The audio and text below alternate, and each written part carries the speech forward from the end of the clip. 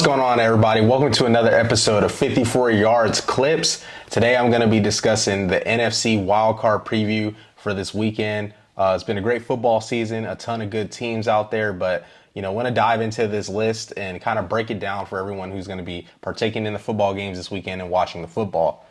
So we're going to start it off first with the game, the Packers and the Cowboys, 3:30 on Sunday.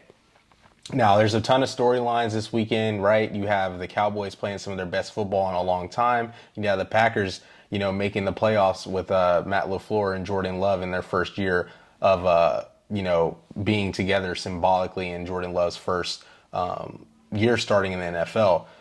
This should be a high-scoring octane game, right? Both teams have really good offenses, which we will break down later, and I'm excited to really watch this one. There's a lot to digest from this game. The Packers and Cowboys, two historic NFL teams that have both been dominant in their times within the NFL, winning numerous championships, and this is a classic. You're going to see these two logos on the field, and you're going to be immediately thrilled about the product you're going to get on the field. Now, Mike McCarthy, this is his old team that he's playing against in the playoffs. If you guys know, Mike McCarthy was a longtime coach for the Green Bay Packers, won a championship there with Aaron Rodgers in 2010 against the Pittsburgh Steelers. And, ever since he came to Dallas, he's been a great coach there, but kind of, had some scrutiny for his playoff performances. I really do think this is a big game for him. He needs to deliver. He needs to be able to win and, just take care of business playing against his old former team. Some notes I have written down is CeeDee Lamb is unguardable. He's a mismatch nightmare. I think, I like Oklahoma, if you guys don't know, but CeeDee Lamb, he's been very dominant all season long. Very, very electric receiver. He leads the NFL in, yards after catch. He has the most 11 reception games in a season. I think he's at 7 right now. Obviously he's been a huge focal point for the Dallas Cowboys offense and has been a, main contributor of why the team is doing so well this season. He's able to attack the defenses from all levels of the field, the slot, the inside, the outside. You can even line them up in the backfield as they do time to time, give him some handoffs, some jet sweeps, things like that. But he's unguardable. I think he should be able to light up Green Bay. And, if you guys like betting, we have a little segment coming soon. I would definitely throw him in your prize picks for yards or targets or, anytime touchdown. He's been scoring a lot as well. I think he has 8 touchdowns in the last 9 games or so. So I expect him to score. He also has the most plays of 10 yards or more with 77. And in his last 5 games in his splits, he has 567 yards and 5 touchdowns. So like I said, very, very dynamic player, one of the key contributors to this team. Now, to touch on the Packers a little bit, Packers have the 20th ranked pass defense in the NFL. So once again, I think this should play into the Cowboys' favor with trying to, expose them with Sedarian Lamb and, create some mismatches. Obviously, the Packers have Jair Alexander, who is a, really good NFL corner, very elite for his stature and whatnot. But, it's definitely looking like the Packers are in a mismatch right here. Cowboys also have the 5th best overall offense, right?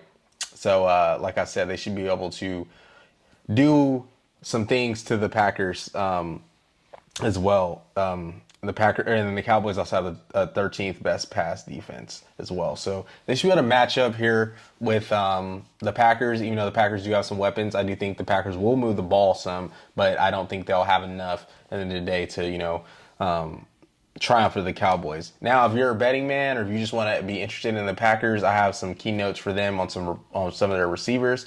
Jordan Love likes to spread the ball all over the field. He gets the ball a lot to Jaden Reed, who has 798 yards on 8 touchdowns this year. He likes to get the ball to Romeo Doubs, who has 674 yards, 8 touchdowns as well. And Christian Watson, who's been kind of banged up, but he's been scoring lately. He had 2 touchdowns in his last game. He has 5 touchdowns, 422 yards. Now, for my prediction, I picked the Cowboys to win and cover. I'm also taking the points in this game. Now, going on to the Rams at the Lions at 7:30 on Sunday. This is another game with a big storyline, which will be kind of the theme of the wildcard weekend, right? Lions' first home playoff game in 30 years. So Ford Field is going to be rocking. It's going to be electric. Everyone's going to be super excited for the Lions to finally have made a playoff game, right? Sean McVay, he will be playing Jared Goff, who, if you guys know, Jared Goff was drafted by the Rams some years back. I think he was a second overall pick behind Carson Wentz, or first. I'm not too sure. One of the two. But he took the Rams to the Super Bowl, right? They ended up losing to the Patriots, and then Sean McVay felt like he had to make a decision to win a Super Bowl, and that's when he traded Jared Goff for the Lions, and ended up getting Matt Stafford, who we're about to talk about, ended up winning a Super Bowl with the Rams, right? Obviously, it looks like the trade has worked out both in both favors. One was more of a rebuild situation, the other wasn't, but yeah, some very major storylines right here. This is also a homecoming game for Matt Stafford. He was a crown jewel of the Lions for a long time. They drafted him number 1 overall. Very, very good quarterback, very, very talented quarterback. Played with Calvin Johnson, aka Megatron, there back in the day. Broke all kinds of records, but he was just kind of in limbo. Like, we knew Matt Stafford was a good quarterback, but we never got to see him in those primetime games because of his situation and the team not being as good as it should have been. He was also in a division that had Aaron Rodgers and Brett Favre and the Vikings from time to time, Bears from time to time. So definitely a tough division when he was playing there, but nonetheless, homecoming game for Matt Stafford. How will he be able to handle that? And it should be an emotional game for everyone, right? There's a lot going on with the Lions and being their first home playoff game in 30 years, and a lot with Sean McVay and the whole deal between the organizations with the quarterbacks. So jumping into some stats for the quarterbacks, Jared Goff, since joining the Lions, he's thrown for 12,258 yards, 78 touchdowns, and 27 interceptions. Matt Stafford, on the contrary, he's since joining the Rams, he's thrown for 10,938 yards, 75 touchdowns, 36 interceptions, and he has the 1 Super Bowl ring. Right, so both quarterbacks have been playing good football. Stafford has been banged up later as he's getting up in age, but nonetheless, both quarterbacks have played good since they've been traded. Now, both teams are hot. Lion weapon stats. We're going to talk about some Lions weapons. And we're going to talk about some key rookies, too. But for the Lions, their weapons, the David Montgomery, one of the running backs, 1,015 yards, 13 touchdowns. Jahmyr Gibbs, 1,261 scrimmage yards, 11 total touchdowns. One of the dynamic rookies, not only in the NFL, but on this Detroit Lions team, who has another rookie who we'll get into as well, who's also very dynamic. Leading receiver is Amon St. Brown, 1,515 yards, 10 touchdowns. Good to see him continue to just elevate his dominance of being one of the perennial top 10 to 15 receivers in the NFL.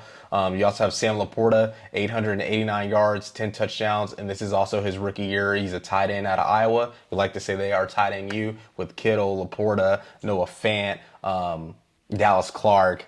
The list is immense. It really is. Iowa is definitely up there as tight end U. All right, so now we're going to go to the Rams' weapons, right? Kyren Williams, very, very good running back. He's been hurt a couple games, and he still has a ton of yards. 1,379 yards, 15 touchdowns. Dude is a problem. Very, very good running back, and not only in the pass game, but he can definitely give you a lot of yards on the ground.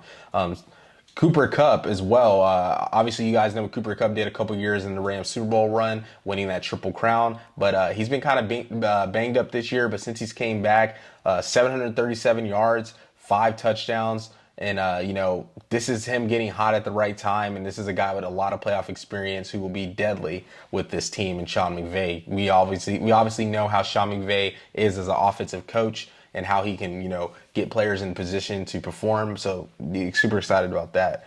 Now we have Puka Nacua, 1,486 yards. Sorry about that. 6 touchdowns in his rookie year.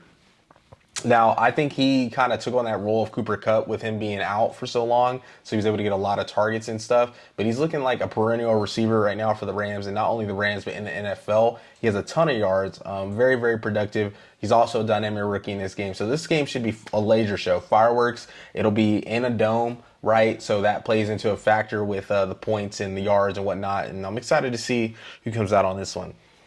I have the Rams here in an upset. I think they're hot. I think they're going to be able to overcome some things with the Lions, maybe a little too emotional, not only as a team, but as a franchise. So it is going to be rocking in there. But I think if they can weather the storm, I do have the Rams. The reason I'm leaning toward the Rams is they have the better head coach, more playoff experience, better quarterback. So those are going to be kind of my determining factors of why I'm picking the Rams in this game. Now on to The Eagles at Buccaneers on Monday Night Football. I have no idea why Monday Night Football playoff games are even being played. I personally think it's a stupid idea. You're shorting a team on its rest, and there's a whole nother debate with the NFL and the way they schedule games and whatnot. But this is a battle of OU DNA QBs, or the naysayers if you're an Alabama fan. Had to get that one in there. But Baker and Jalen, I love both these guys, what they contributed to the University of Oklahoma when they were there. And also super happy for Baker, man. Comeback player of the year. He was left out for dead after his stint with the Cleveland Browns. Ended up playing for the Panthers. Matt Rule gets fired, goes to the Rams. Beats the Raiders within 48 hours, and then signs a 1-year contract with the Bucs. Bets on himself, and it looks like hopefully he will get a nice contract extension after the season is done. But he's still more work to do, and that can start right here on this Monday night with winning this game, right? So Baker being healthy and making the playoffs with his second team, I think that's one of the biggest notes from this, right? When he's healthy, he deals. When he's not healthy, that's when he kind of has his limitations, turns the ball over, and things like that. But right now, he's made the playoffs with the Bucs. He made it with the Browns previously. And when he's healthy, Baker Mayfield's stats: he's 20 for 13 in his win-loss ratio. He has 2 playoff bursts, 54 touchdowns, 18 interceptions, over 7,500 passing yards. Baker should be comeback player of the year, in my opinion. He's done for 4,044 yards, 28 touchdowns, 10 interceptions. So very, very good stats. He's putting up a great year, an all-time career year, and, he's in a prove-it year to make his money and to get paid. And right now, he definitely looks like he deserves that. So now we have Jalen Hurts, right? I think Jalen Hurts is in a little bit of a slump, and not only him, but the Eagles are in a slump. Right now, they have all kind of concerns about the injury situation. If you guys know, Jalen Hurts has a injured finger, struggling to throw the football. I don't think this is going to bode well for the Eagles.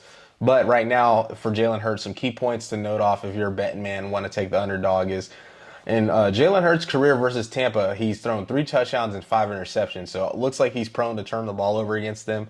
In his last 5 games, he's thrown for 4 touchdowns, 5 interceptions, and he's also fumbled the ball 7 times with losing 2 of those fumbles. So right now they're playing some sloppy football, and it's not boding well for the Philadelphia Eagles. And in turn, the Eagles are now 1-4 in the last 5. So like I said, they're playing some of their worst football at the worst time, right? You want to be hot going into the playoffs. You want to be slumping and struggling, and that for that sense. So that's something to definitely keep in mind. All right, so we're going to go into the wide receiver tandems. Tampa Bay, Chris Godwin has 1,024 yards, 4 touchdowns. Very, very good receiver. So he's going to be a nice receiver for Baker to get the football to. You also have Mike Evans, who we all know about Mike Evans, undoubtedly a Hall of Famer, one of the most consistent and criminally underrated players within his time span within the NFL. But Mike Evans, 1,255 yards, 13 touchdowns. Very, very good.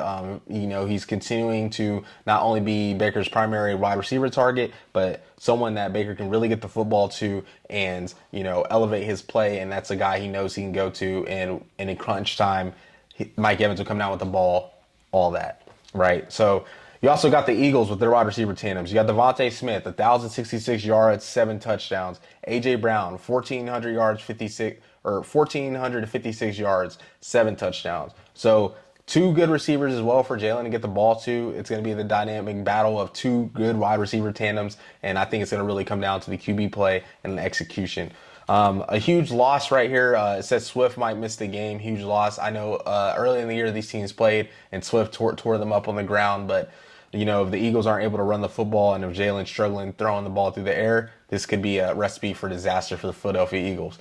And then one hidden gem for this game I thought that if people don't watch football might like is Tampa Bay's running back, right? He has 1,542 scrimmage yards, 9 total TDs, 64 catches, and he catches a lot of passes. Like, that's a lot of passes for a running back to catch 64 passes. So I'm actually going to pull up his name because I don't want to not say his name. So we're gonna pull up his name.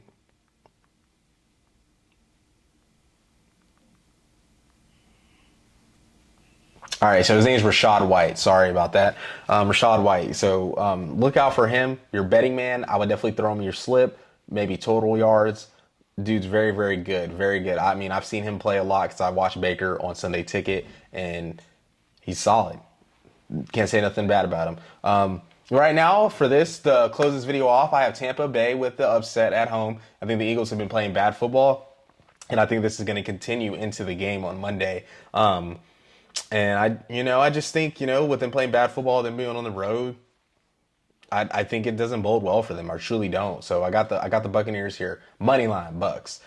All right, guys. If you guys like this video, be sure to like, comment, and subscribe. You can find us everywhere on Opinionated Sports on TikTok. We just made a Twitter, Instagram, and obviously the YouTube channel as well. We'll be posting more short videos like this throughout the off season. As Josh Pate likes to say, there is no off season. So make sure you guys stay tuned for all kinds of football content. We have a UFC show coming soon, Double Knockout. So make sure to go check out Los and Bird on that. And additional content coming out for you guys. If you subscribe and find out. That's all I'm going to say on those. So with that being said, it's your boy Cam, and I'll catch you guys later.